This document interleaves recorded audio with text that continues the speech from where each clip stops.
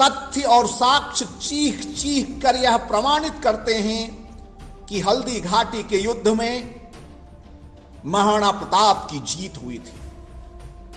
फिर भी वामपंथी इतिहासकारों ने महाराणा प्रताप को उस युद्ध में भगोड़ा घोषित करने का अपराध किया। उन्होंने जानबूझकर महाराणा प्रताप और अकबर के बीच की लड़ाई को एक छोटी और बड़ी ताकत की लड़ाई बताया। हल्दी घाटी युद्ध 18 जून 1576 ईस्वी के बाद 1577-78 अर्थात विक्रम संवत 1635 आसोज सुद 5 गुरुवार को महाराणा प्रताप की ओर से जैन मत के तत्कालीन आचार्य हीर विजय सूरी को मेवाड़ में पधारने का निमंत्रण भेजा गया। यदि हल्दी घाटी युद्ध में प्रताप की पराजय हुई होती तो क्या प्रताप के लिए हीर विजय सूरी को ऐसा पत्र लिखकर उन्हें बुलाना संभव होता? हल्दी घाटी युद्ध के लगभग 152 वर्ष पश्चात महाराणा जगत सिंह प्रथम ने उदयपुर में जगन्नाथ राय मंदिर बनवाया था। यह मंदिर उदयपुर के राजमहल के बाहर वर्तमान जगदीश मंदिर के रूप में प्रतिष्ठापित है। इस मंदिर के सभा मंडप में आज भी एक प्रशस्ति पट्टिका लगी हुई है। इस पट्टिका के श्लोक संख्या 41 में स्पष्ट रूप से प्रताप की जीत का उल्लेख है। इसी प्रकार राजस्थानी भाषा के महाकाव्य दयाल दास कृत राणा रासो में हल्दी घाटी युद्ध में महाराणा प्रताप की विजय उल्लिखित है। इसके बावजूद ये फारसी और वामपंथी इतिहासकार अकबर को विजेता घोषित करते हैं।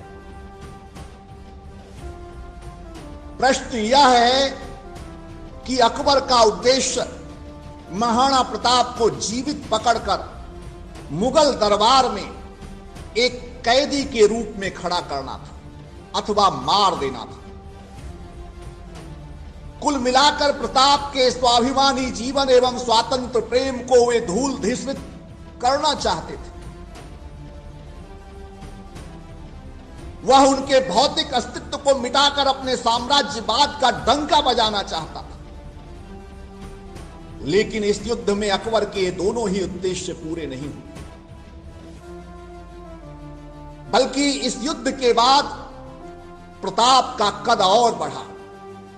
मुगल सेना प्रताप से कड़ा मुकाबला करने में डरने लगी। उसके हौसले इतने पस्त हो गए कि सैनिक प्रताप का पीछा नहीं कर पाए। वे डरते डरते हल्दी घाटी की घाटियों से निकलकर गोगुंदा पहुंचे और वहां पर भी वे भयाक्रांत ही बने रहे। क्या यह उदाहरण नहीं है कि उस युद्ध में प्रताप की जीत हुई थी? और जनश्रुति भी एक प्रमाण होता है।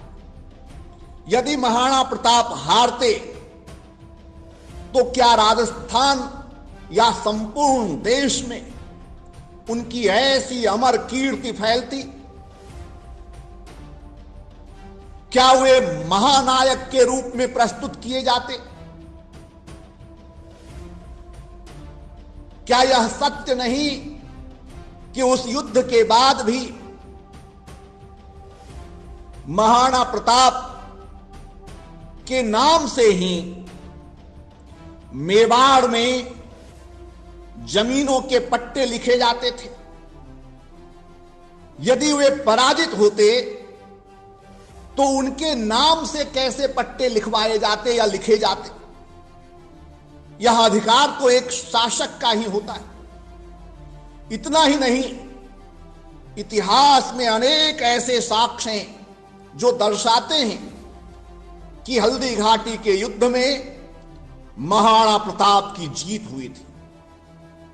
मान सिंह का गोगुंदा में डेरा डालकर लंबे समय तक पड़े रहना, अकबर द्वारा बुलाए जाने पर ही मुगल दरबार में दोबारा जाना,